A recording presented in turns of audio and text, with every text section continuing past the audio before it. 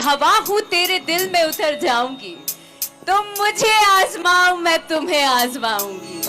कैसे हैं आप लोग? सब केहू के हाथ जोड़ के प्रणाम करतानी, गोड़ छू के गोड़ लागतानी। जितने गणमान्य व्यक्ति हैं, जितने तमाम खूबसूरत चेहरे हैं यहाँ पर, सभी लोगों को मेरा हाथ जोड़कर नमन है। बहुत बहुत शुक्रिया अदा है आज इस धरती पर बुलाने के लिए, बहुत बहुत आभार। और मेरा नाम हुआ अक्षरा सिंह, एक छोटी सी कलाकार, छोटे शहर से थोड़ा बहुत नाम और पहचान बनाया आप लोगों के आशीर्वाद और प्यार की बदौलत।